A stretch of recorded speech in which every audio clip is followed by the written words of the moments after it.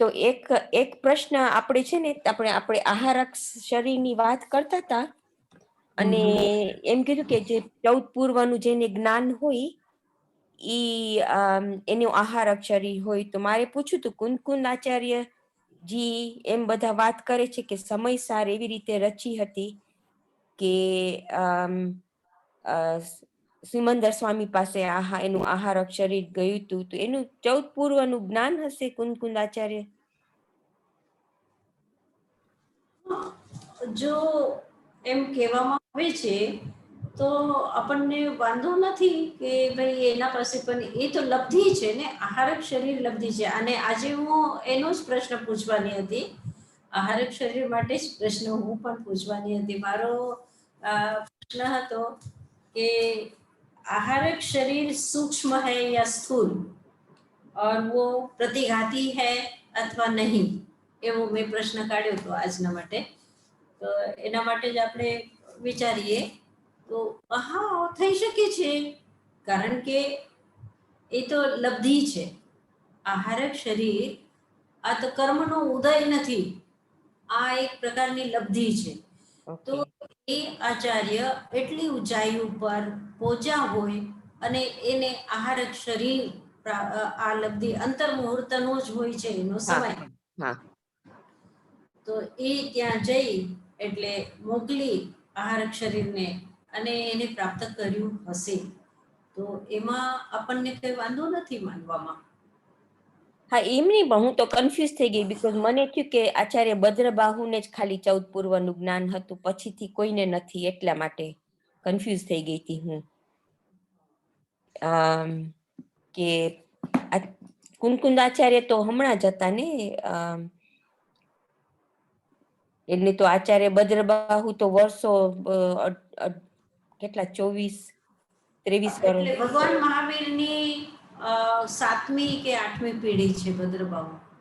હા, તો એ તો વર્ષો, એ તો થાઉઝન્ડ ઓફ યર્સ, વેર કુંદ આચાર્ય તો હમણાં એટલા બધા નતા. તો હું કન્ફ્યુઝ થઈ ગઈ કે જો 14 પૂર્વનું જ્ઞાન છેલ્લા આચાર્ય ભદ્રબાહુને હોય તો કુંદ આચાર્યને કેવી રીતના આવ્યું, એમ હું વિચાર કરતી હતી.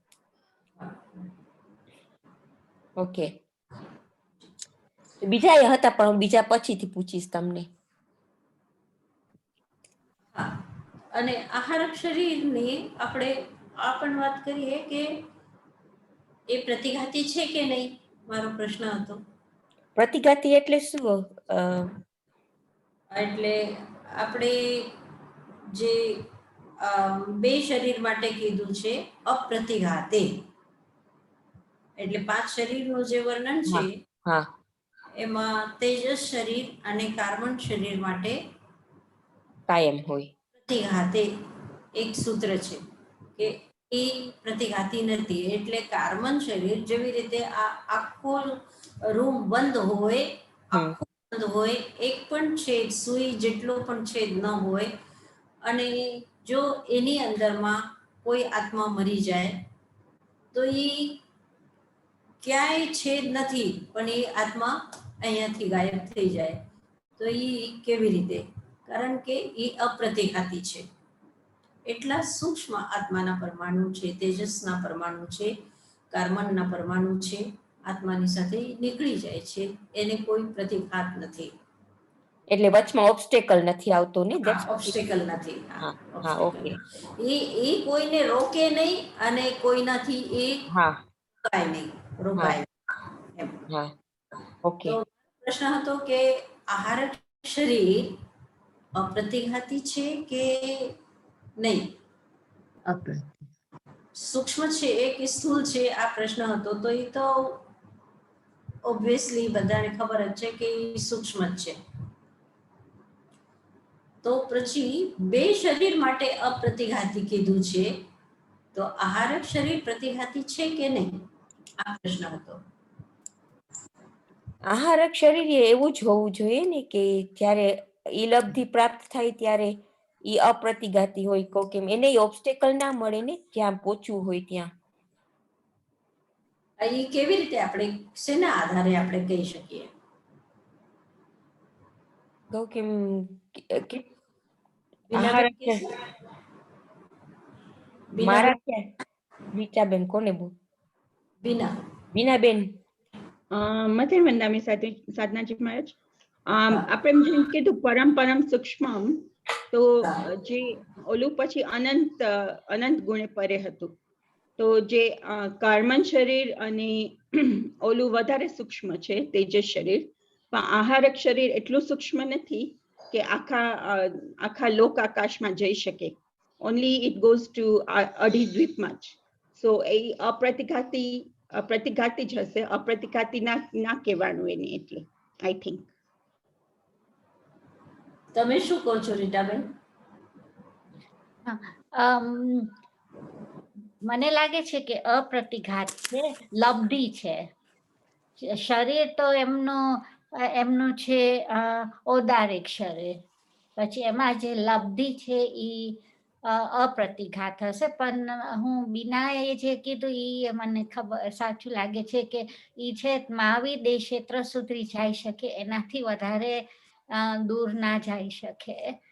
વેરેસ કાર્બન ને તેજસ શરીર તો આખા લોક આકાશમાં જઈ શકે. કીર્તિબેન?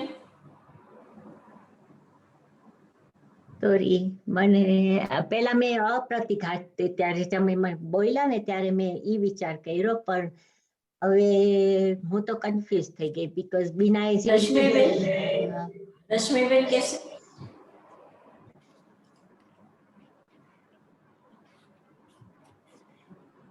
મથેણ વંદામી સાધનાજી મહારાજ. સાધનાજી મહારાજ હું હમણાં જ આવી. એ શું ક્વેશ્ચન હતો?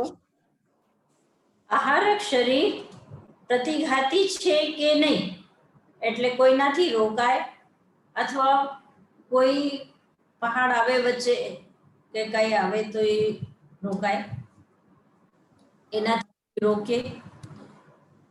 એવી રીતે આ ચોપડી છે તો મારો ચહેરો રોકાઈ જાય છે અને આમ કરું તો નથી રોકાતું ને, તો રોકાઈ જાય, કોઈનાથી આમ અથડાય અને કોઈને ઈ અથડાય, એવું છે આહારક શરીર? ના, એવી રીતના ના થાય, રોકાય ના, સીધે સીધું જાય. આપણે કેવી રીતે કહી શકીએ? એટલે શાસ્ત્રનો આધાર એટલે આ તત્વાર્થનો કોઈ આધાર છે? મને એટલું જ યાદ છે કે રોકાય ના, પણ મને ખબર નથી. સોરી. બસ આપણો ઉપયોગની વાત છે. આ સૂત્ર જે છે ને, શુભમ વિશુદ્ધ મવ્યાઘાતી. મવ્યાઘાતી જે શબ્દ છે ને, અવ્યાઘાતી એટલે કોઈનાથી આઘાત પ્રાપ્ત નથી કરતો અને કોઈને આઘાત નથી આપતો, એવો આહારક શરીર હોય છે, એવો સૂત્ર છે. શુભમ વિશુદ્ધ. તમે સૂત્ર જોઈ લો, સૂત્ર જોઈ. શરીરનું વર્ણન ક્યાં છે? 2.49. અધ્યાયમાં છે 2.49.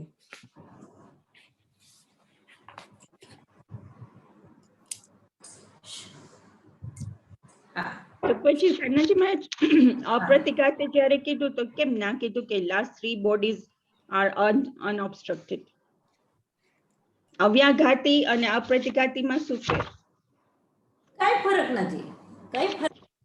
પણ કારણ કે ઓલા અત્યંત સૂક્ષ્મ છે બે, અને બેનો જે છે અત્યારે જ તમે કીધું કે આખા લોકાકાશમાં જઈ શકે છે, અને આહારક શરીર એના કરતા સ્થૂલ છે. એ શુભ પરમાણુઓનું બનેલું છે, કપૂરની એવા એકદમ શુદ્ધ પરમાણુ જે છે એનાથી એ આહારક શરીર બને, અને પોતાની બોડીથી જ એ આહારક શરીર બનાવે. એ જે લબ્ધિધારી જે હોય, 14 પૂર્વધારી જે લબ્ધિધારી મુનિ હોય, એ પોતાના શરીરથી જ એ આવા પરમાણુ એના કે છે કે એના મસ્તકમાંથી કે એના ટાળુમાંથી, એટલે આ ઉપરની તાલુ જે છે ઉત્તમાંગ જે કહેવાય છે, એનાથી એ નીકળે છે પરમાણુઓ બને છે અને ફક્ત અંતર મુહૂર્તની અંદર જ એ મહાવિદ્ય ક્ષેત્રમાં જઈ પ્રશ્નનું સમાધાન કરી અને એ શરીરમાં પાછો જ્યાંથી આવ્યો તો ત્યાં જ એ વિલીન થઈ જાય છે. તો આ એક પ્રકારની લબ્ધિ છે. એ શરીર છે એ તેજસ અને કાર્બનના પરમાણુઓ કરતા સ્થૂલ છે. આમ સૂક્ષ્મ છે. ઔદારિક શરીર વૈક્રિય શરીર કરતા સ્થૂલ, પણ તેજસ અને કાર્બન કરતા ઔદારિક અને વૈક્રિય કરતા સૂક્ષ્મ અને તેજસ કાર્બન કરતા સ્થૂલ, એવી રીતે. તો એ બે જે છે એનો સ્વભાવ અલગ જ છે તેજસ અને કાર્બનનો. આહારક શરીર ફક્ત બધા જ જીવોને હોય એવું નથી. બધા જ જીવોને હોય એવું નથી. કેટલાય તીર્થંકરો પણ વગર આહારક શરીરના એ સિદ્ધ થઈ ગયા છે. કેટલાય સિદ્ધો આહારક શરીરથી એનો કઈ લેવા દેવા નથી. બધાને મળે જ એવું જરૂરી નથી, પણ અમુકને એ જે લબ્ધિ મળે છે એ લબ્ધિનો ઉપયોગ પણ અમુક જ વ્યક્તિ એકાદ વખત જ એના જીવનમાં કરી શકે છે. તો એ એટલે એક વિશેષ પ્રકારનો થયો. એ સામાન્ય નિયમમાં એ નથી આવતો, એટલે એને અલગ કર્યું. અને સૂત્રમાં જ કહી દીધું કે અવ્યાઘાતી એટલે અપ્રતિઘાતી. અવ્યાઘાતી એટલે અપ્રતિઘાતી. એ કોઈનાથી રોકાતું નથી અને કોઈને રોકતો નથી. એ સીધો જાય, પ્રશ્નનું સમાધાન લે અને સીધો પાછો જે મુનિ એને મોકલે છે એ મુનિના શરીરમાં પાછો પ્રવેશ કરી જાય છે. તો સાધનાજી મહારાજ મહાવિદ્ય ક્ષેત્ર સુધી જ જાય ને, વધારે તો ના જાય કહું, કેમ બીજે તો ક્યાંય તીર્થંકર નથી એટલે. નહીં. એટલે આ જંબુદ્વીપમાં હશે તીર્થંકર, અને એ મુનિ મહારાજ ક્યાંક બીજી જગ્યા હશે, એ તીર્થંકર પાસે નહીં જઈ શકતા હોય તો જંબુદ્વીપમાં જ એ મોકલીએ છે. અને ન જંબુદ્વીપમાં તો એટલે કુંદાચાર્યના સમયમાં તીર્થંકર નહોતા, તો એને આપણે માની શકીએ છીએ કે એને પોતાના આહાર શરીરની લબ્ધિથી એને આ જ્ઞાન પ્રાપ્ત કર્યું છે. Thank you.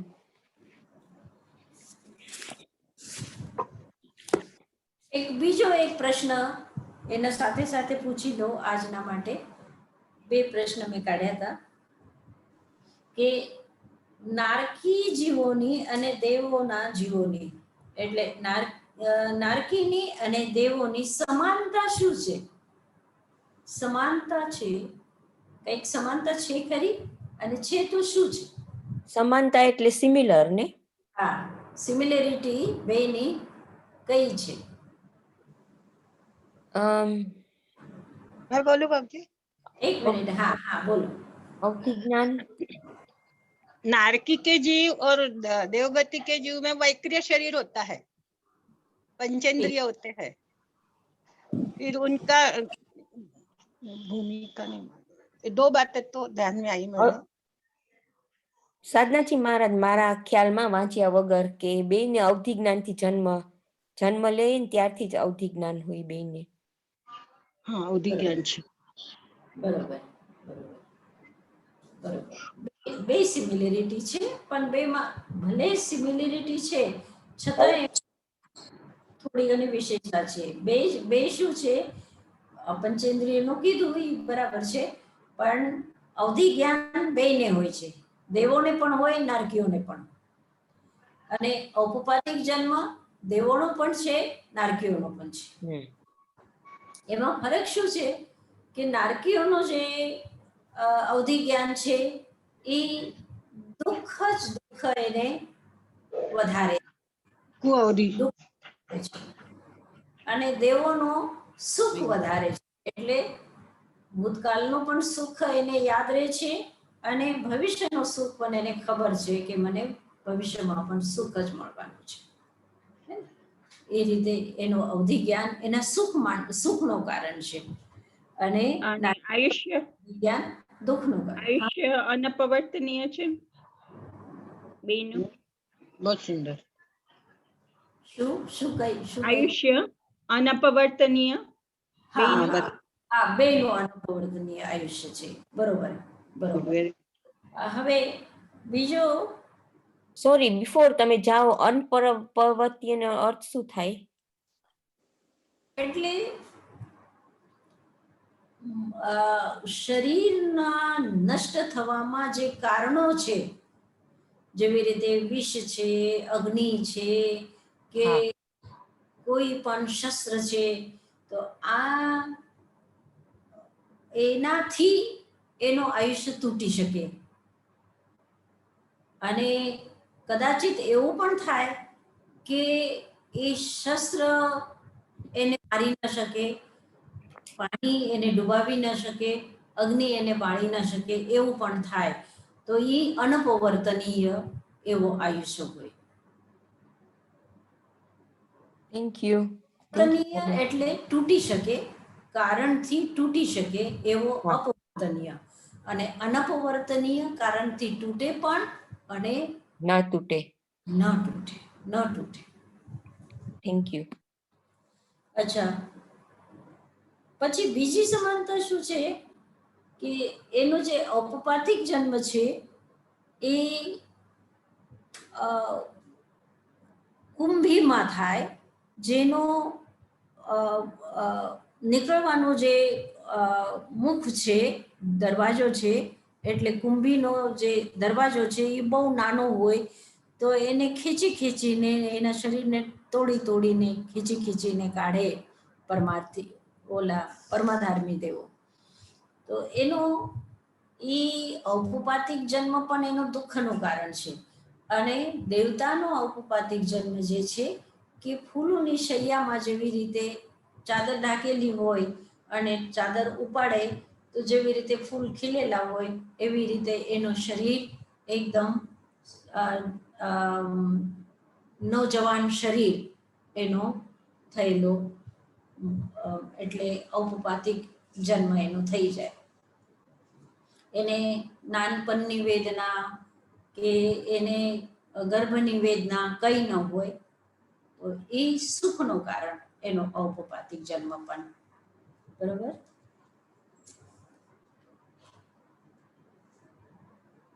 હવે આપણે 6ઠો અધ્યાય લઈએ કે પેલા બોલી લઈએ, 5મો અધ્યાય બોલી લઈએ. मथेन वंदन प्रभु जी। હા હા मथेन वंदन है।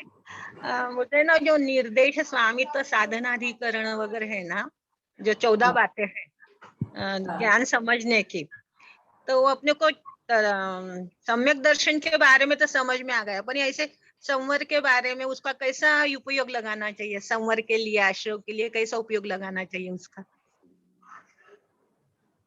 हाँ, तो जैसे सम्यक्त्व के लिए है उसी तरह से, यानी संवर क्या है, उसका नाम क्या है, संवर कब होता है, कितने समय तक वो रहता है, एक समय में होने उसके के साधन साधन क्या होंगे उसके? संवर संवर के साधन वही मतलब क्षयोक्षमिक औक्षमिक ऐसा ही रहेगा क्या? हाँ, ये भी हो सकते हैं और बाह्य साधन भी हो सकते हैं कि हम मंदिर में जाए, स्थानक में जाए, एकांत में जाए, गुफा में बैठे, हम दूसरे से बात न करें, अच्छा। दूसरे के साथ मतलब जो भी लेन देन का व्यवहार है, हमारा व्यापार है, हमारा आरंभ समारंभ जो है उससे हम अलग रहे, ये उसके साधन हो सकते हैं। स्थिति, उसकी स्थिति कैसी करेंगे? स्थिति, संवर की स्थिति अंतर्मुहूर्त की? हाँ, अंतर्मुहूर्त की भी हो सकती है, 1 घंटे की भी हो सकती है, एक पूरे रात संवर लेकर के आदमी हम लोग सोते हैं कि हमने संवर ले लिया और सो गए, और सुबह उठे तो हमारा संवर का नौकार मंत्र बोल ये करके। तो व्यवहारिक हुआ ना बाबू जी, ये व्यवहारिक हुआ ना ये तो। हाँ, यद्यपि व्यवहारिक हुआ, लेकिन फिर भी हमारा उपयोग तो उसमें है, उस अर्थ में हम उस भाव में रह सकते हैं।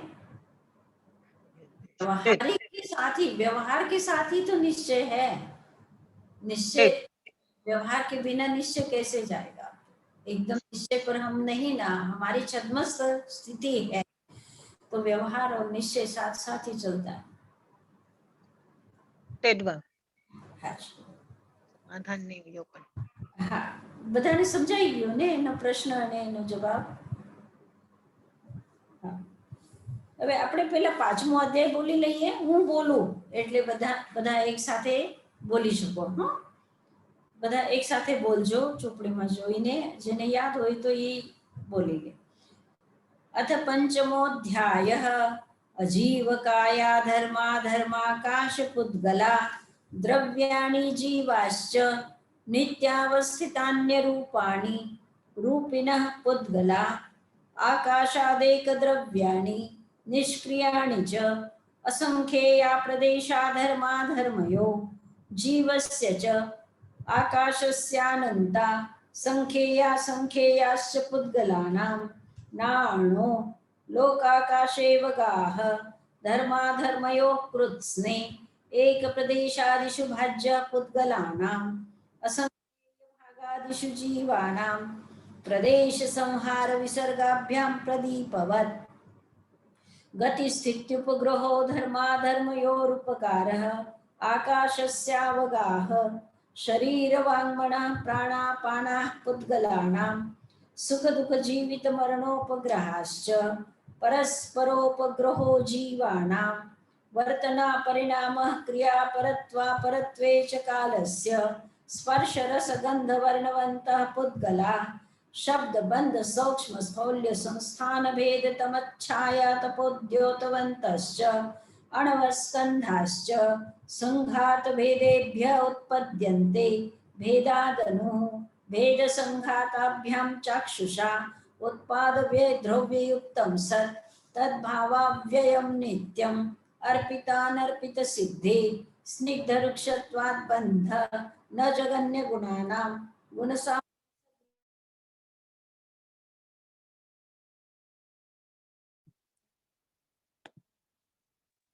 Oops.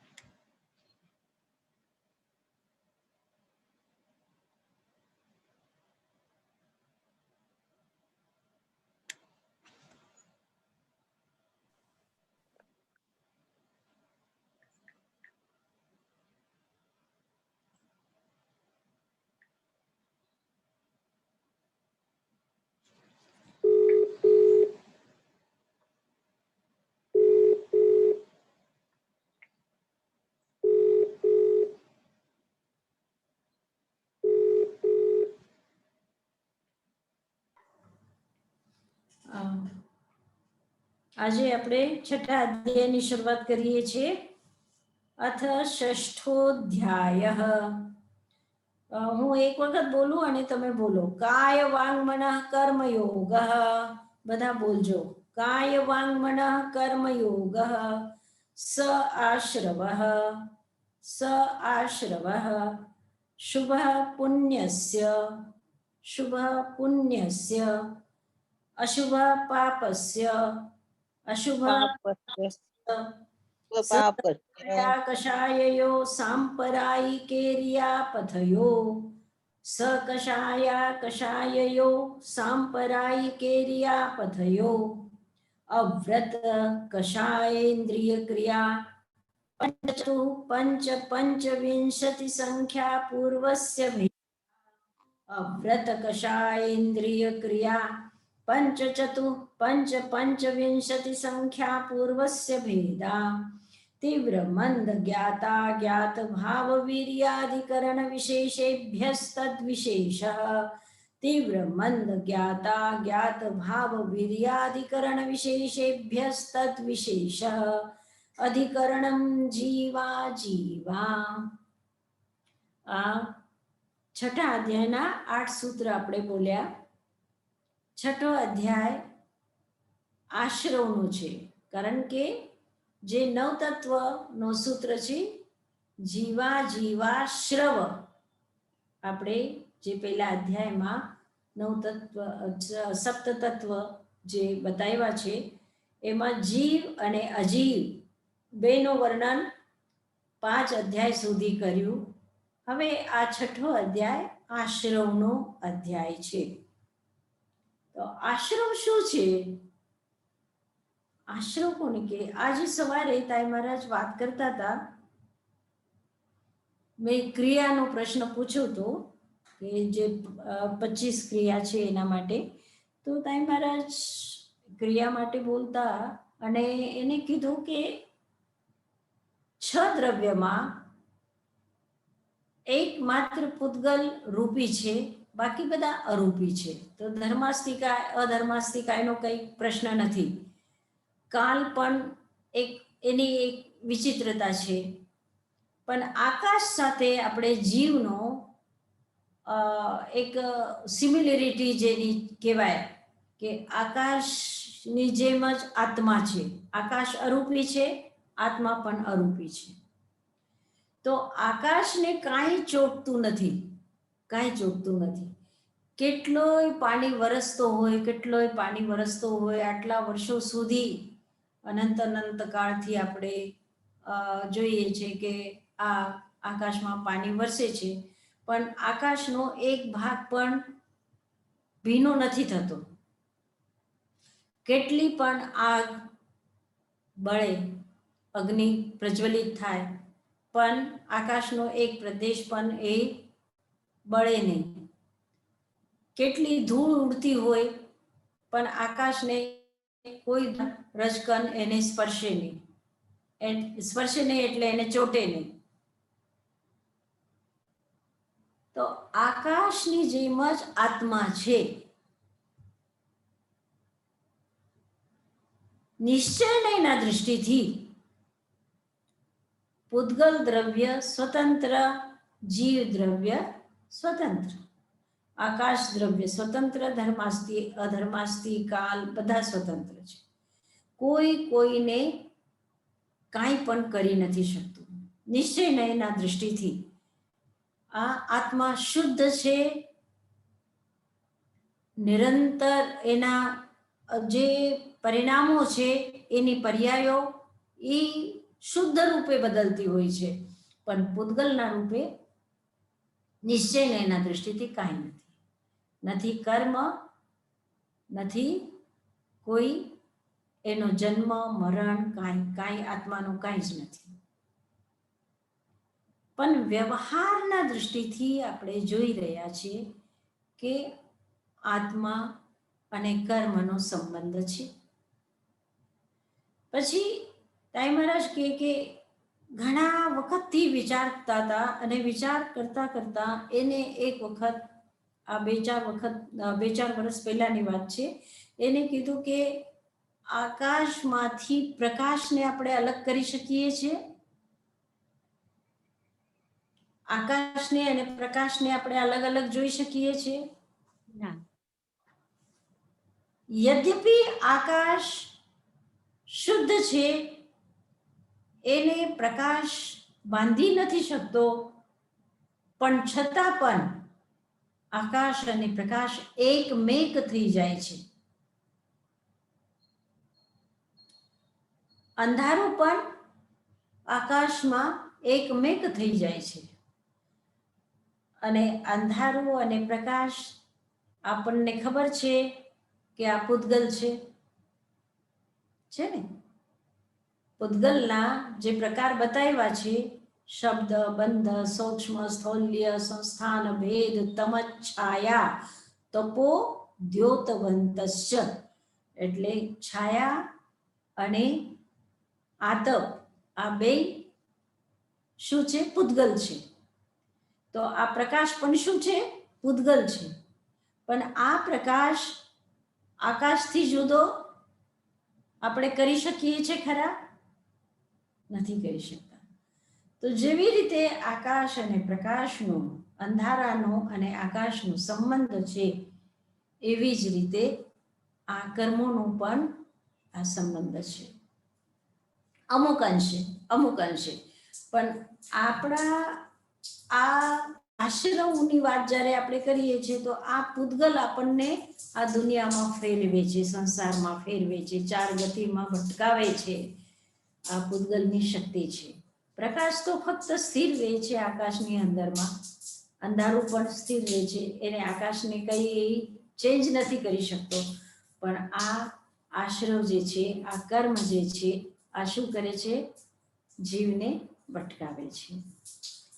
તો એ રીતે આપણે આશ્રવની વાત આપણે જાણીએ કે આશ્રવ શું શું કરે છે, કોને આશ્રવ કહે છે, કે શું આશ્રવનું સ્વરૂપ છે. તો એ આમાં આ 6થા અધ્યાયમાં આશ્રવની વાતો છે. યોગ છે આશ્રવ. કાય વાંગ મનઃ કર્મ યોગ. યોગ કોને કહે છે? તો કહે છે કે શરીર, મન અને વાક. કાય વાંગ મનઃ, વાંગ એટલે વાચા, વાણી. કાયા, વાણી અને મન, આ શું છે?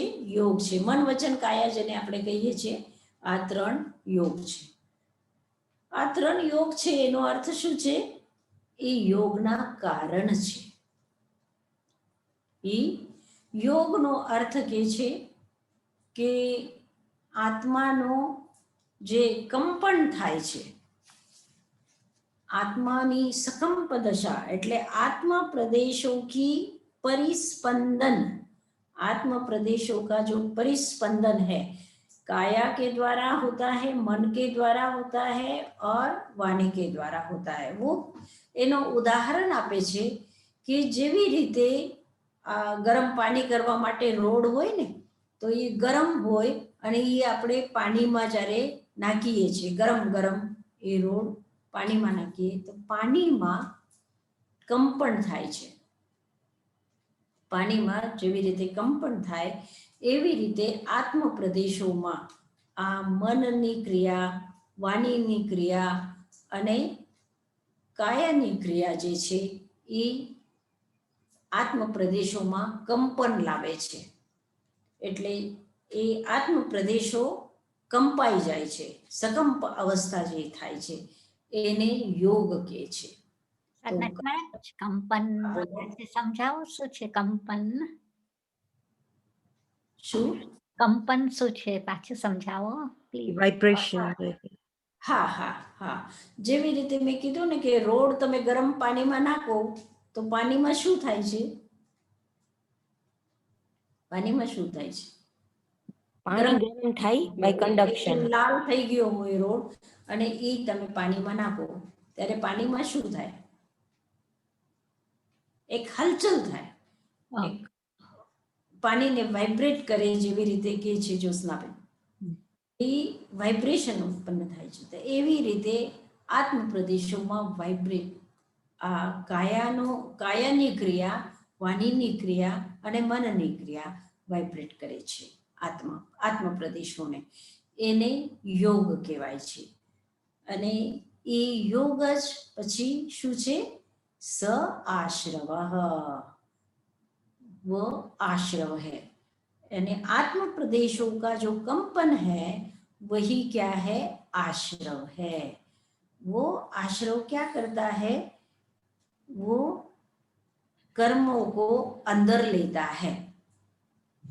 यानी जैसे वो रोड, गरम जो रोड है वो पानी को गर्म करता है, उसी तरह से ये जो कंपन है वो क्या करता है? आत्म प्रदेशों के साथ वो कर्म प्रदेशों को जोड़ देता है, चिपका देता है, बंद कर देता है. वतन वंदन बाबूजी, हाँ कि बोलो। आत्म प्रदेशों के कारण से मन वचन काया में, मतलब मन वचन काया एक्टिव होती है या मन वचन काया के कारण से आत्म प्रदेश एक्टिव होते हैं? प्रश्न ठीक है आपका। हाँ, प्रश्न ठीक, म्यूचुअल है, म्यूचुअल है। तो बिल्कुल सही बात है आपकी कि वो जो कंपन है ये निमित्त तो है ही, यानी सिद्धात्मा जो है वहां तो कंपन नहीं है, सिद्धात्मा में कोई कंपन नहीं है, यानी आत्मा स्वयं बैठी बैठी कंपित होती है ऐसा नहीं है। वो कर्म प्रदेश जो पहले के बंधे हुए हैं उसके कारण से आत्मा परिस्पंदित होती रहती है, और उसमें कारण है। ये योग क्या है? कारण है, ये निमित्त है। काया, वाणी और मन ये निमित्त है, और वो जो सकषाय आत्मा है, मतलब ऑलरेडी कर्म बंध ये है, कर्म है आत्मा के साथ, और ऐसी आत्मा जो है उसके कारण से मन वचन काया भी परिस्पंदित होती है, और मन वचन काया के कारण से आत्म प्रदेश परिस्पंदित होते हैं कमला जी। और वो क्या है? आश्रव है, और वो आश्रव दो प्रकार का है, एक पुण्य रूप में है और एक पाप रूप में है। इसलिए वो 9 तत्व नहीं बताए, 7 तत्व बताए, क्योंकि आश्रव ही क्या है? पुण्य है, और आश्रव ही क्या है? पाप है। तो वो आश्रव शुभ है, शुभ अगर है, जैसे आगे बताएंगे ही कि हमारी सामायिक करने की क्रिया है, हमारी गुरु दर्शन के लिए जाने की क्रिया है, हम माला कर रहे हैं तो हमारा मन मतलब उसमें कंपन होता ही है कि भगवान को स्मृति करते हैं, भक्ति करते हैं, हम दान देते हैं, जो भी शुभ काम भी करते हैं, तो वो भी क्या है? आत्मा में कंपन है। तो वो शुभ आश्रव है, वो शुभ आश्रव है। और अगर क्रोध, मान, माया, लोभ से युक्त जो कंपन है वो क्या है? अशुभ, अशुभ आश्रव है, अशुभ, शुभ पापस्य, तो वो पाप का बंध कराता है।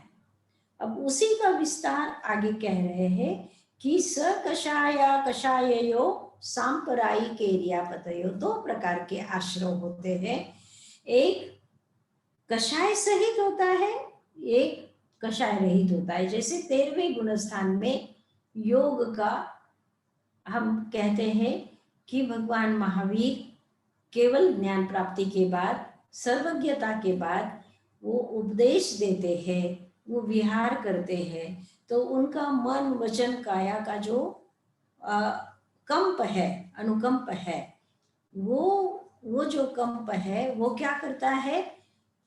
कर्म को लाता है। निश्चित ही पहले समय में कर्म आते हैं, दूसरे समय में वो खिर जाते हैं, निकल जाते हैं, वो बात दूसरी, लेकिन है वो योग वहां पर भी। तो वो कौन सा योग है? इरियापथिक, जो अकषाय वाला जो योग है, सकषाया कषाय योग, एक तो कषाय युक्त और एक कषाय रहित, वो अकषाय। वो अकषाय क्या है? कषाय युक्त क्या है? सांप्रदायिक है, सांप्रदायिक आश्रव है।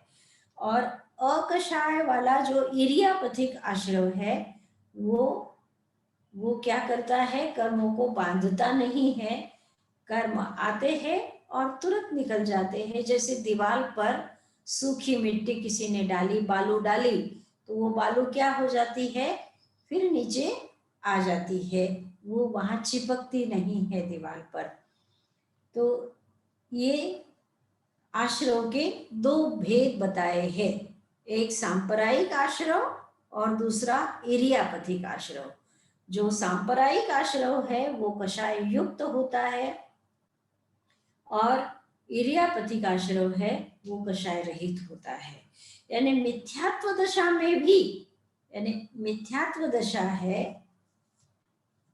कषाय और मिथ्यात्व, कषाय और मिथ्यात्व ये दोनों ही कारण है, दोनों ही कारण है आश्रव के।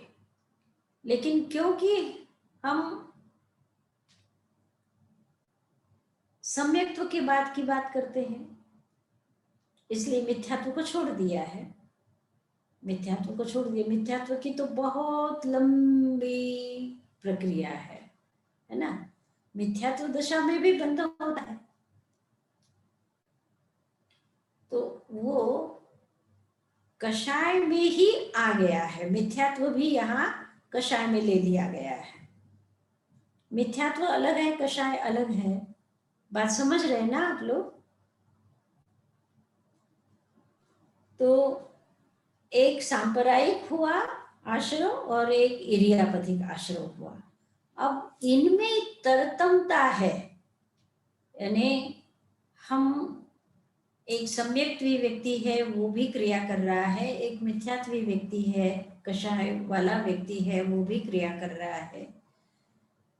दोनों में भी कर्म बंध में अंतर आ जाता है और खुद सम्यक्त्वी व्यक्ति के भी एक सुबह जो काम कर रहा है उसमें उसके जो कर्म बंध हुए हैं तो उसी तरह के कर्म बंध उस सम्यक्त्वी के दूसरे समय में जो हो रहे हैं उसी तरह के नहीं होंगे, उसमें तरतमता होती रहती है, कभी घटाव कभी बढ़ाव, ये होता ही रहता है।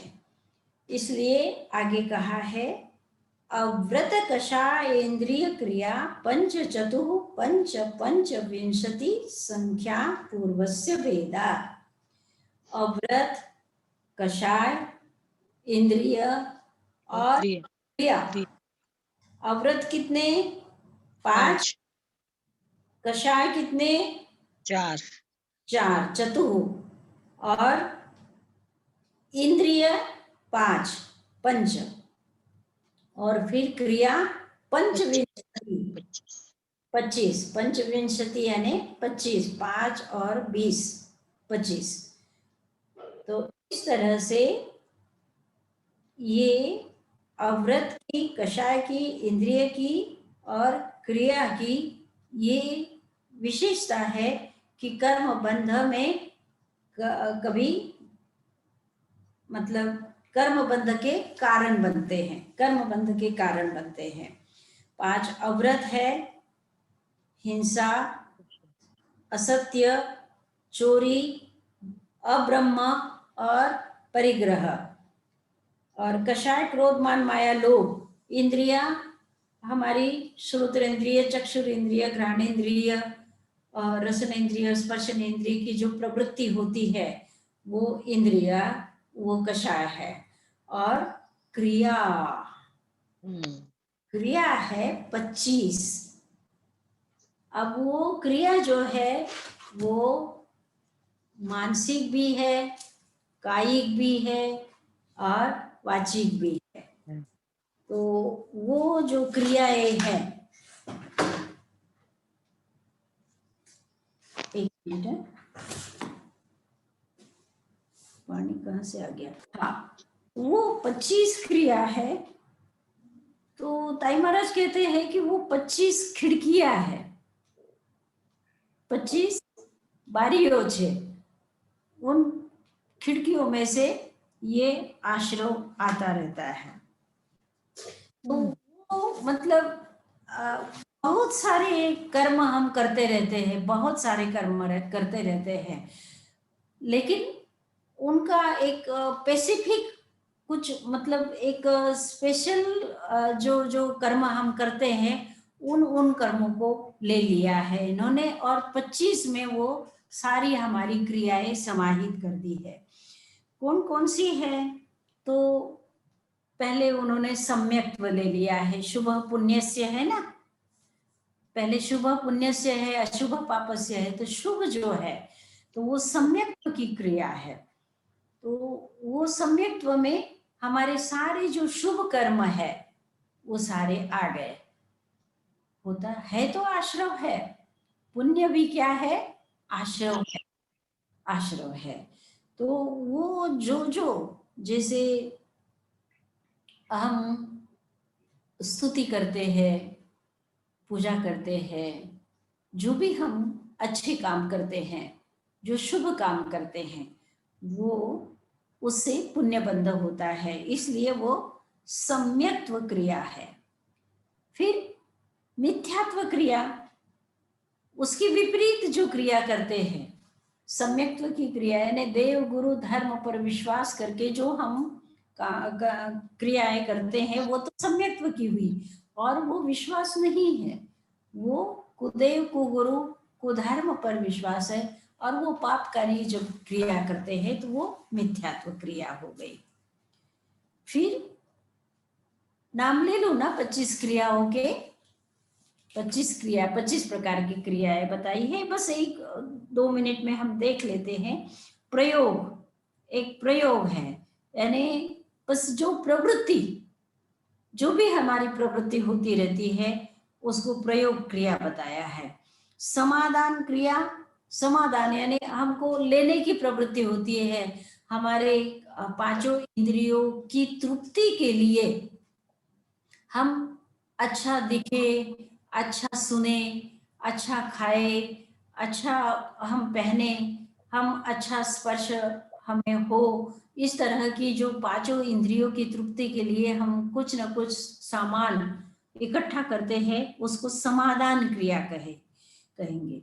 और इरियापथ क्रिया यानी जो संयमी व्यक्ति है, जो सम्यक्त्वी व्यक्ति है, वो उसको जो भी वो क्रिया करता है वो पापकारी क्रिया नहीं होती है, लेकिन फिर भी उसकी इरियापथी की क्रिया कहलाती है, वो इरियापथ क्रिया है।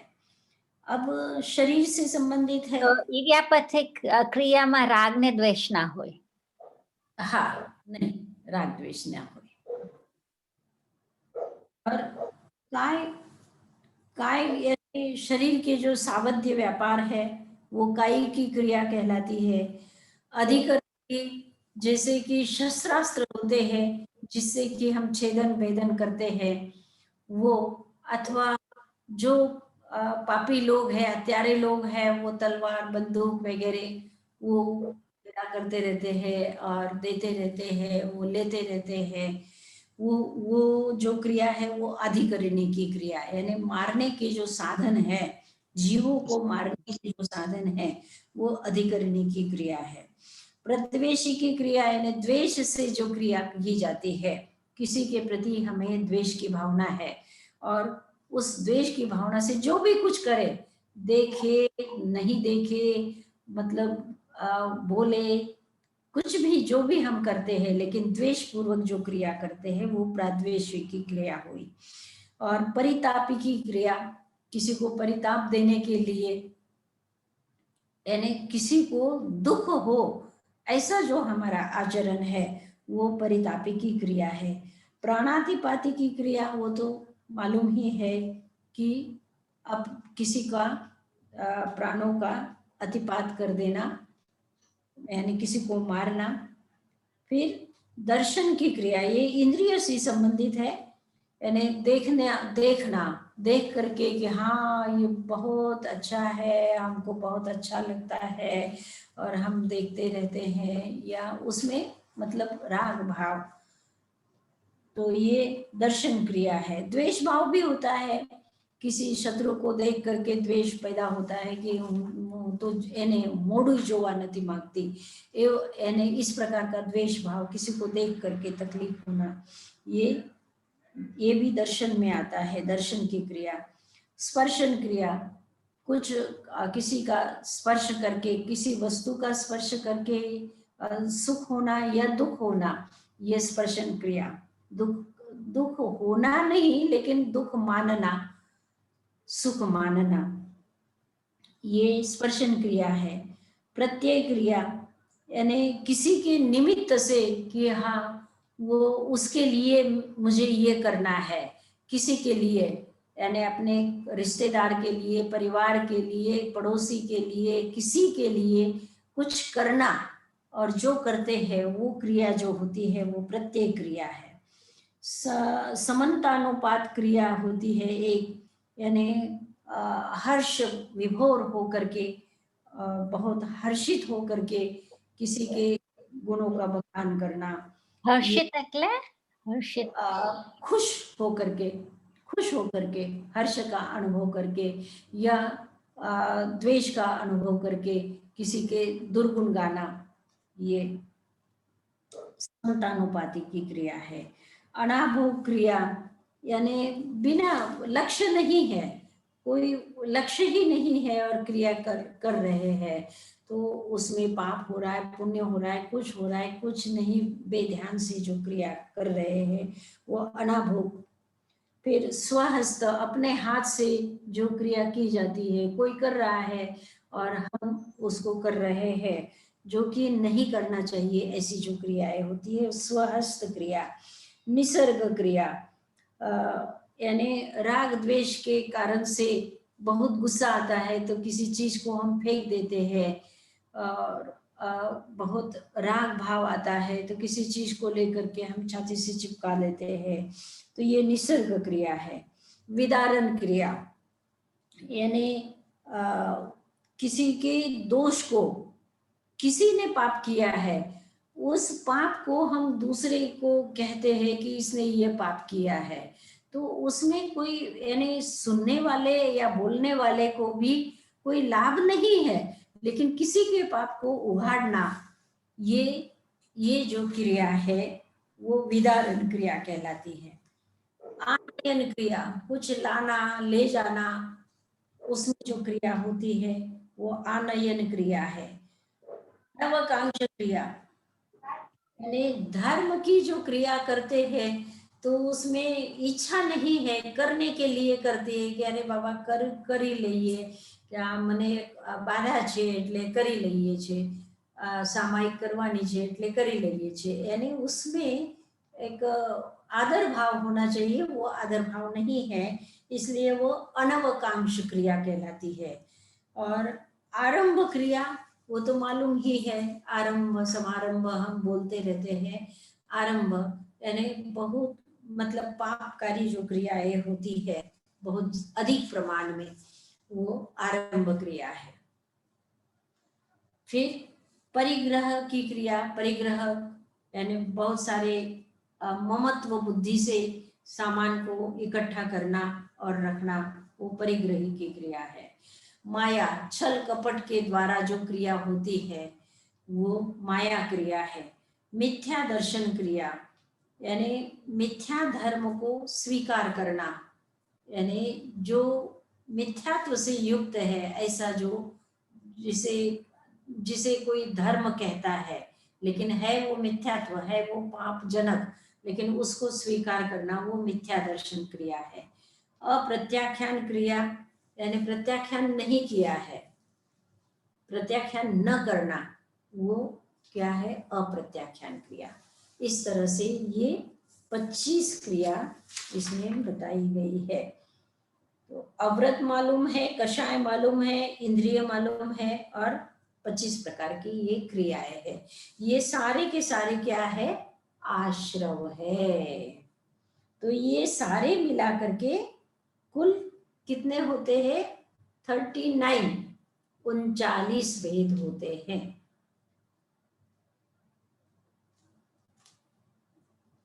ठीक है। अब સાધનાજી મહારાજ, તો हाँ, આશ્રવ આવ્યું, કષાય આવ્યું, ઇન્દ્રિય આવ્યું ને ક્રિયા આવી, તો પેલા તમે કહ્યું હતું કે મિથ્યાત્વ કષાયમાં આવી જાય, તો આમાં બી મિથ્યાત્વ કષાયમાં આવી જાય? हाँ हाँ हाँ, अभी जाए। Because આમાં આપણે કહીએ કે આશ્રવ, મિથ્યાત્વ, અવ્રત, કષાય, પ્રમાદ અને अशुभ योग। ઓકે, मिथ्यात्व एवं अभी महाराजी मथे वंदना साधनाजी महाराजी, जो इसमें 25 क्रिया जो बता दी है, 25 क्रिया जो बता दी है, 5 कषाय, 5 इंद्रिय और 25 क्रिया, तो क्या ये 25 पाप सीधा थे जो क्रिया में एक सेम आ जाए साधनाजी महाराजी? यानी ये पापकारी इस प्रकारનો પાપ नहीं है, કરવા છે ઈ पापकारी ही है ऐसा नहीं। जो हम करते हैं उनको सामान्य रूप से इन 25 भागों में उन्होंने बताया जो हम करते रहते हैं। उन 25 में हमारा राग और द्वेष होता है। या तो हम राग से करते हैं या हम द्वेष से करते हैं, या हम कुछ कम कम तीव्रता से जो हमारा राग द्वेष है वो तीव्रता आगे की सूत्र में बताएंगे कि कम तीव्रता होगी तो वो पुण्य का कारण बनेगा। और बहुत अधिक द्वेष भाव अगर उसमें होगा, बहुत अधिक माया छल कपट अभिमान क्रोध ये सब होगा तो वो पाप का बंधन करेगा। मतलब ये क्रियाएं आश्रव है, इतना कह दिया। ये पाप है ऐसा नहीं कहा। ये क्रियाएं आश्रव के द्वार है, इनके द्वारा, यानी हम काया से जो जो व्यापार करते हैं, जो क्रियाएं करते हैं, जो हम बोल करके करते हैं, जो सोच करके करते हैं, वो सारी क्रियाएं इन्होंने इसमें बता दी है कि ये क्रियाएं हम करते रहते हैं। इस प्रकार की क्रियाएं हम करते रहते हैं, उनको 25 भागों में बताया। तो वो अगर शुभ रूप में है तो वो पुण्य का कारण बनेगी, और अशुभ मतलब अशुभ रूप में यानी कषाय युक्त दशा में तीव्र कषाय वाली होगी तो वो पाप रूप होगी। ये आश्रव है, इतना बताया उन्होंने, आश्रव के द्वार बताए हैं। फिर आगे का सूत्र है ना संध्या, समझ में आ गया? महाराज जी। तीव्र मंद, आगे का सूत्र है 7वां। तीव्र मंद ज्ञाता ज्ञात भाव वीर्याधिकरण विशेषेभ्य तद विशेष। ये छठा अध्याय बहुत मतलब सिंपल है, इसमें बहुत ज्यादा कुछ भी कठिन नहीं है। ये केवल इनके भेद प्रभेदों को याद रखना होगा। इसमें स्मरण शक्ति के लिए ये ज्यादा उपयोगी होगा कि हम जितना याद रखेंगे भेद प्रभेदों को उतना हमको ये समझ में आ जाएगा। छठे अध्याय में बहुत कठिन बातें नहीं है। तीव्र मंद ज्ञाता ज्ञात भाव वीर्याधिकरण विशेषेभ्य तद विशेष। अब वो जो आश्रव है वो आश्रव कैसे होता है? तो कभी तीव्र है कभी मंद है। हमारे जो भाव है वो कभी तीव्र भाव होते हैं, कभी मंद होते हैं। कभी जान करके करते हैं, ज्ञात होता है हमको कि हम ये कर रहे हैं। कभी अज्ञात बिना जाने करते हैं। कभी शक्ति से करते हैं और कभी बस साधन है और हमने किया है साधन के कारण से, यानी साधन होते हैं उससे करते हैं। तीव्र और मंद, ज्ञात और अज्ञात, ये तो हम जानते ही हैं, यानी इसको तो हम जान लेंगे। लेकिन वीर्य का अर्थ क्या है? प्रवृत्ति। जो हम प्रवृत्ति करते हैं उसमें जो शक्ति लगाते हैं, यानी बिना शक्ति के पाप भी नहीं होता है। पाप में भी शक्ति लगानी पड़ती है। अगर किसी को चोरी करनी है तो उसको बुद्धि बल लगाना पड़ता है कि कैसे हम चोरी करें, किस तरह से हम चोरी करें कि पकड़ में ना आए। यानी उसको पाप करने में भी क्या करना पड़ता है? वीर्यांतराय कर्म का क्षय उसको वहां पर भी होता है, यानी शक्ति लगानी पड़ती है। बुद्धि की शक्ति, शारीरिक शक्ति, ये सारा ये क्षयक्षम जब होता है तभी वो कर सकता है। तो साधना जी महाराज, शक्ति तीव्र भाव है, शक्ति वाળો भाव ना કહેવાય तीव्र के એમાં શું ફરક છે? हाँ, यानी क्रोध जब आता है तो क्रोध करने के लिए भी शक्ति चाहिए ना। क्रोध करने के लिए भी शक्ति चाहिए। अभिमान करने के लिए भी शक्ति चाहिए। माया छल कपट भी मतलब बिना शक्ति के तो ये होगा नहीं। यानी वीर्यांतराय कर्म का क्षयोक्षम यानी इसमें भी लगता है, इसमें भी लगता है। इन कषायों के उदय के साथ साथ हमारा वीर्यांतराय का भी क्षयोक्षम होता है। अच्छे कर्मों के लिए भी होता है। क्षायिक भाव में अगर वीर्यांतराय का क्षय है, वो क्षायिक है, तो वो तो ऊंचाई पर जाएगा। लेकिन क्षयोक्षम जो है वो हमें खाने के लिए, पीने के लिए, उपवास के लिए, यानी जैसे उपवास के लिए भी वीर्यांतराय कर्म का क्षयोक्षम होगा तभी हम उपवास कर सकेंगे। और खाने के लिए भी हमें वो पाचन शक्ति चाहिए, पाचन शक्ति नहीं हो नहीं सकेंगे, है ना। तो वीर्यांतराय दोनों ओर चाहिए, दोनों ओर चाहिए। तो वीर्य भी चाहिए और अधिकरण भी चाहिए, साधन भी चाहिए। साधन नहीं होंगे तो नहीं कर सकेंगे, तो साधन भी चाहिए। फिर उस साधन के लिए आगे का सूत्र दिया गया है कि अधिकरणम जीवा जीवा। अधिकरण क्या है? जीव भी है और अजीव भी है। दो प्रकार के अधिकरण होते हैं।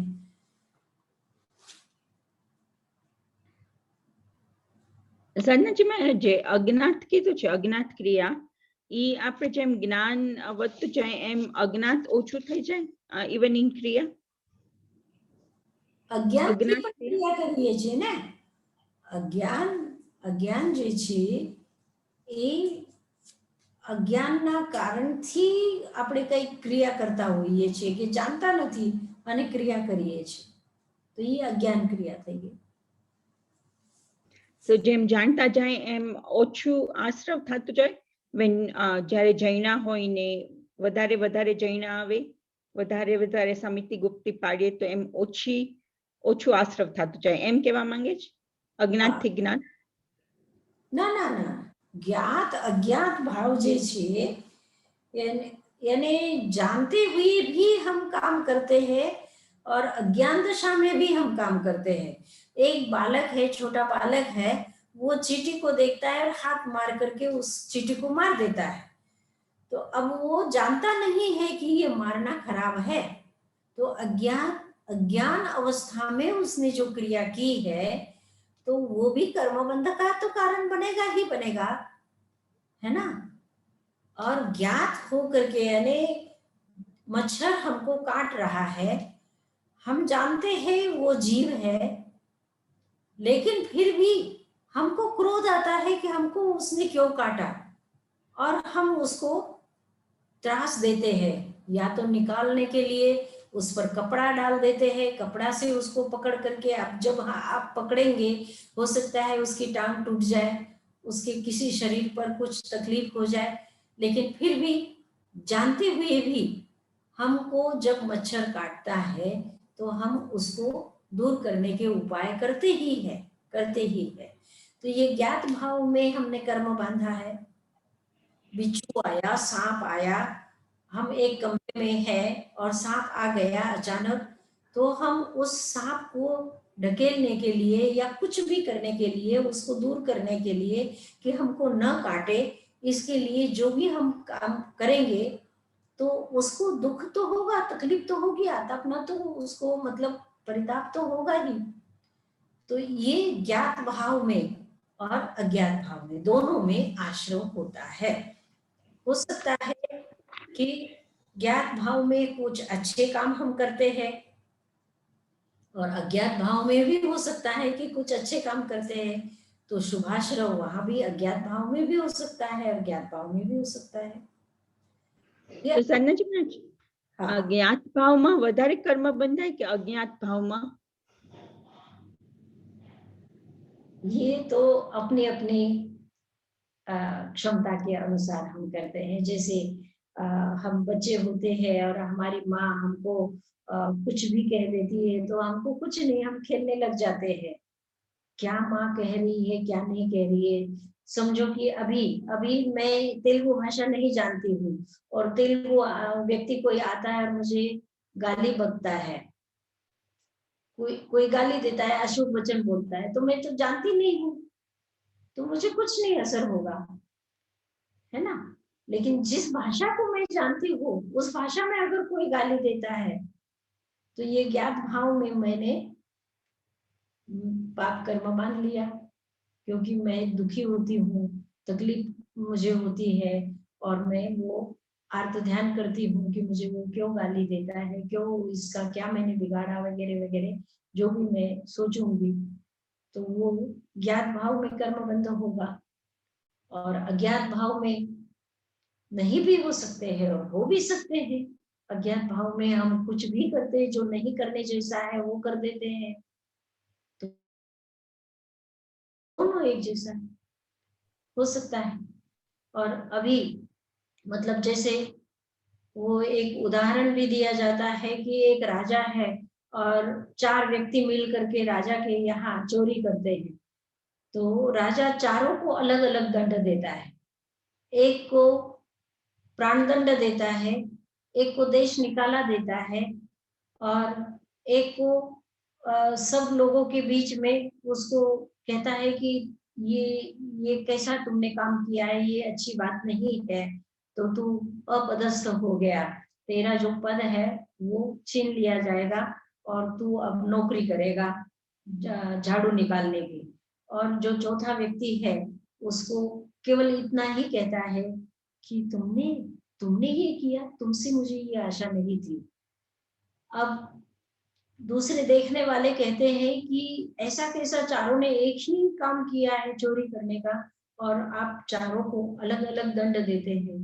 तो कहते हैं कि जाओ गांव में और जाकर के पता करो, चारों को देखो कि क्या क्या हो रहा है। तो जिसको केवल इतना कहा था कि तुमसे मुझे आशा नहीं थी ये करने की, वो आत्महत्या कर लेता है। इतना अपमान महसूस करता है वो कि वो आत्महत्या कर लेता है। दूसरा जो व्यक्ति है वो परिवार में जाता है, कहता है कि अब मैं 8 दिन राजा के पास जाऊंगा ही नहीं, राज दरबार में जाऊंगा ही नहीं। मतलब उसको थोड़ा असर होता है। तीसरा, जिसे देश निकाला दे दिया था, वो तो मजे से जाता है, ठीक है चलो दूसरे देश में जाएंगे, खुशी खुशी से वो अपना सारा सामान ले करके, परिवार को ले करके वो दूसरे देश में चला जाता है। चौथा जो व्यक्ति है वो मतलब ऐसा विचारता है और अपने मित्र को कहता है कि ये चोरी करने में मेरी भूल हो गई, पता लग गया, अब दूसरे जन्म में मैं जब चोरी करूंगा तो ऐसे चोरी करूंगा कि किसी को पता ही नहीं लगे, मैं बहुत विचार पूर्वक, बहुत सोच समझ करके चोरी करूंगा, मतलब उसको कोई असर ही नहीं होगा। यानी बात एक ही है, लेकिन एक बात में विचारों की, जैसे कहा ना कि तीव्रता मंदता, यानी विचार की क्षमता अलग अलग होती है। क्रिया एक ही होती है लेकिन कर्म बंध अलग अलग रूप से व्यक्ति बांधता है, अलग अलग रूप से व्यक्ति बांधता है, अलग अलग उसको ग्रहण करता है। इसीलिए कहा कि तीव्र मंद ज्ञाता ज्ञात भाव वीर्याधिकरण विशेष व्यस्त विशेष। वीर्य की क्षमता मतलब क्षमता अलग अलग होती है। करने का मन तो होता है कि चोरी कर ले, ये रीटा बहन की किताब बहुत अच्छी है, ये मैं ले लूं, ऐसा भाव होता है, लेकिन सामर्थ्य नहीं है, लेने का सामर्थ्य नहीं है। ताई महाराज बहुत बार ऐसा भी कहते हैं कि जो कमजोर व्यक्ति होता है वो भी पाप नहीं कर सकता है। पाप करने के लिए क्षमता जो है, स्त्री 7वें नरक में नहीं जाती है, पता है ना आपको, स्त्री 7वें नरक में नहीं जाती, पुरुष ही 7वें नरक में जाता है, क्योंकि उसकी क्षमता है पाप करने की उतनी अधिक, इसलिए वो 7वें नरक में जाता है। स्त्री की उतनी क्षमता नहीं है उतना पाप करने की, इसलिए वो 7वें नरक में नहीं जाती। तो पाप करने के लिए भी वीर्य चाहिए, क्षमता चाहिए। और ताई महाराज कहते हैं बहुत बार कि हम मांस नहीं खाते हैं, ये हमें सहज भाव से मिला हुआ है। हमारी पीढ़ी दर पीढ़ी से हमको ये एक हमारे खून में, हमारे मांस मज्जा में हमको ये एक भाव हमारे पूर्वजों ने दे दिया है कि हम किसी को मार नहीं सकते, किसी के ऊपर तलवार नहीं चला सकते, किसी के ऊपर बंदूक नहीं चला सकते हैं। ये हमारी मतलब ये एक भाव हमारे अंदर में कोमलता का आया हुआ है। ये कोमलता की वजह से हम पाप नहीं करते हैं। इसलिए ये हमारी कोई विशेषता हो गई ऐसी बात नहीं है कि हम बहुत विशेष है कि हम हिंसा नहीं करते हैं। ये बहुत विशेषता है, ऐसी बात नहीं है। हमारी ये एक कोमलता हमको हमारे पूर्वजों से मिली हुई है, इसलिए हम नहीं कर रहे हैं। तो पाप करने का एक वीर्यांतराय का क्षयक्षम होता है कि उससे वो पाप कर्म करते हैं, और साधन भी उस तरह से मिल जाते हैं तो ही पाप कर्म किए जा सकते हैं। साधन नहीं मिले तो पाप कर्म नहीं। किसी को हाथ ही नहीं है, मारने का तो मन है कि किसी को चपत लगा दे, लेकिन हाथ ही नहीं है, अधिकरण नहीं, तो वो चपत नहीं मार सकता है। लंगड़ा व्यक्ति है और वो चोरी करने के लिए जा नहीं सकता है, इसलिए वो चोरी नहीं कर सकता है। तो वो वीर्य नहीं है उसके पास, वो क्षमता नहीं है उसके पास, लेकिन मन में पाप करने के भाव है, इसलिए वो कर्म बंध कर सकता है। ठीक बात है। તો સાધનાજી મહારાજ તમે એમ કહો છો ને આમાં કે બીનાબેને જે પ્રશ્ન પૂછ્યો કે શુભ કર્મ કરીએ કે અશુભ કર્મ કરીએ, એમાં કર્મ આપણે કેટલું બાંધીએ તો એ તીવ્ર ભાવ ઉપરથી ડિપેન્ડ થાય, મંદ ભાવથી ડિપેન્ડ થાય, જ્ઞાતા ભાવ ને અજ્ઞાતા ભાવથી ડિપેન્ડ થાય. ક્યુ આપણે કેટલી શક્તિથી કરીએ, કેટલી શક્તિ છે એનાથી કરીએ છીએ ને ક્યુ અધિકરણ છે, તો એમ ડિપેન્ડ થાય. તો ઇવન તીવ્ર ભાવ એ શુભ ને અશુભ બે હોઈ શકે ને, તીવ્ર ભાવ બે આ બધા ઉપર ડિપેન્ડ કરે છે. આશ્રવ જે આવે છે એક સરખો નથી આવતો. એક જ વ્યક્તિ છે, એક જ હું છું, તો મારો અત્યારે જે કર્મ બંધ થાય છે અને 1 કલાક પછી કે 2 કલાક પછી કે 5 મિનિટ પછી જે કર્મ બંધ, કારણ કે હર ક્ષણ કર્મ બંધ થાય છે, હર ક્ષણ. કોઈ ક્ષણ એવો નથી દિવસ કે રાત જ્યારે 7 કર્મનો બંધ ન થતો હોય. કર્મ ક્ષય પણ થાય છે, ખરે પણ છે અને આવે પણ છે, બંધ પણ થાય છે. તો હર ક્ષણ આ બંધ થાય છે, પણ હર ક્ષણ જે બંધ થાય છે એક વ્યક્તિના પણ अलग अलग समय में अलग अलग रूप में बंद थाय. अलग अलग तीव्रता छे, मंदता छे, वीर्य छे, अधिकरण छे, ज्ञात भाव छे, अज्ञात भाव छे. आ अलग अलग रूप थी कर्म बंध थता होय छे. बरोबर. एमा तमने कई पूछવું છે?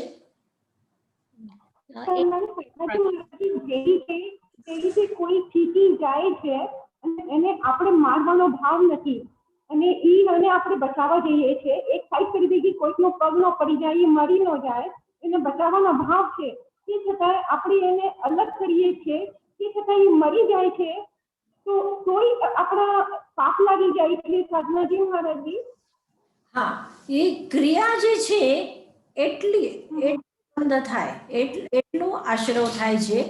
બાકી આપણા જે ભાવ, હા, આપણા જે ભાવ છે એ ભાવના આધાર ઉપર આપણું કર્મ બંધ છે. ભાવના આધાર ઉપર આપણે બચાવવાના ભાવ છે, તો બચાવવાના ભાવ હોવાના કારણથી તીવ્ર બંધ નથી થતો. તીવ્ર બંધ નથી, ફક્ત ક્રિયા જે એને બચાવવા માટે એને આપણે અલગ કરીએ છીએ, છતાં એ મરી જાય છે, તો એ તીવ્રતાથી કશાય નથી, બંધ નથી, આશરો નથી. ઠીક છે. હવે પાઠ ઉપર, હા, પછી આપણે વધારે આગળના ક્લાસમાં આપણે વાત કરશું આ અક્ષરોની. અત્યારે મંગલ પાઠ. ઠીક છે. નમો અરહંતાનમ, નમો સિદ્ધાનમ, નમો આયર્યાણમ, નમો વજ્જાયાણમ, નમો લોએ સવ સાહુનમ. એસો પંચ નમોકારો સવ પાવપણાસનો મંગલાનંચ સવ્વે સિંપણમમ હવૈ મંગલમ. ગુરુદેવ की आज्ञा चत्तारि मंगलम अरहंता मंगलम सिद्धा मंगलम साहु मंगलम केवली पन्नतो धम्मो मंगलम. चत्तारि लोकोत्तमा अरहंता लोकोत्तमा सिद्धा लोकोत्तमा साहु लोकोत्तमा केवली पन्नतो धम्मो लोकोत्तमो. चत्तारि शरणं पवज्जामि अरन्ते शरणं पवज्जामि सिद्धे शरणं पवज्जामि साहु शरणं पवज्जामि केवली पन्नतं धम्मं शरणं पवज्जामि. चार शरणा दुख हरणा सुख करना और शरणा नहीं कोई, जो भवि प्राणी आदरे अक्षय अमर पद हो. ओम शांति शांति शांति. अभी अगले सप्ताह तक यशा जी महाराज क्लास नहीं कर पाएंगे, तो सब लोगों को कह देना. रेटा बेन. हाँ जी. સાધનાજી મહારાજ.